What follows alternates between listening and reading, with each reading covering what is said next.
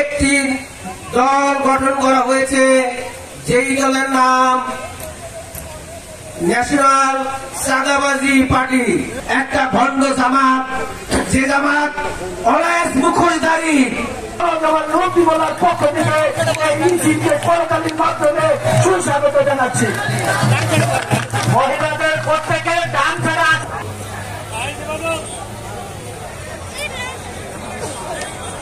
11টি বছর বাংলাদেশে ঢুকতে পারি নাই।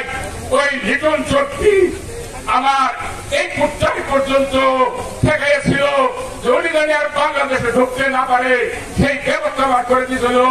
আমাকে একমাত্র গুলিতে ফেলাই দিয়েছিল। আল্লাহ তাআলা আমাকে এখানে রেখেছে। আমি 11টি বছর বিভিন্ন দেশে দেশে ঘুরে বেড়াইছি। ওই দল এত বড় শিবির, সেই শিবিরের কোনো শেষ নাই।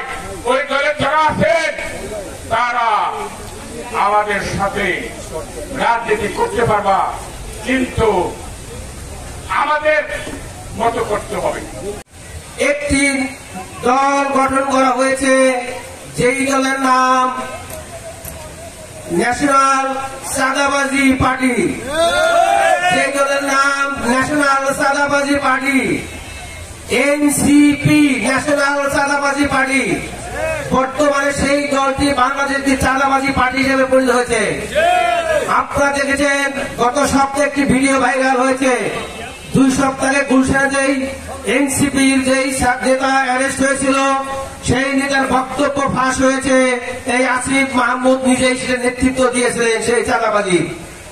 এই আসিফ মাহমুদগণ বাংলাদেশের চাঁদাবাজি একটি ফ্যাক্টরি খুলেছে।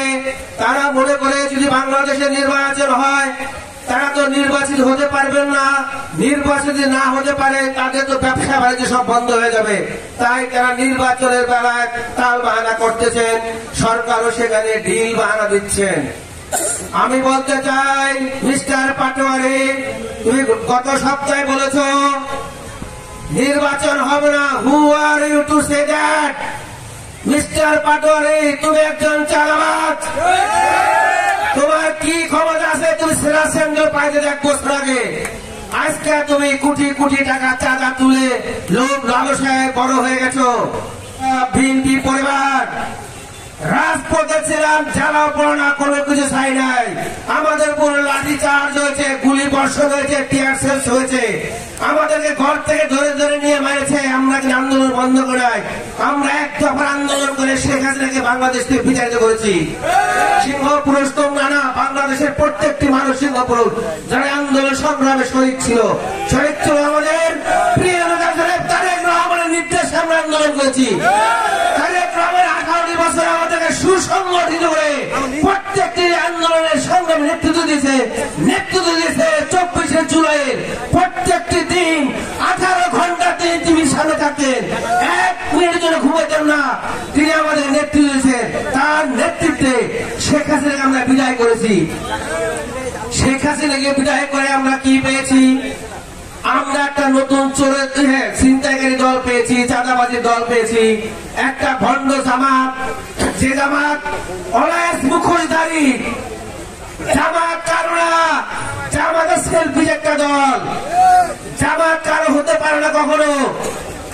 আপনারা জানেন জামাত এনসিপি কে নিয়ে পায়তারা করছে, নির্বাচন যায় না। কেন? নির্বাচন হলে তাতে কোনো লাভ নাই, সিট নাই, ভোট পেয়ে তারা। কয়েকদিন আগে আবার নতুন একটা তাল বাহানা করলো, আমাদের পিআর সিস্টেম দিতে হবে।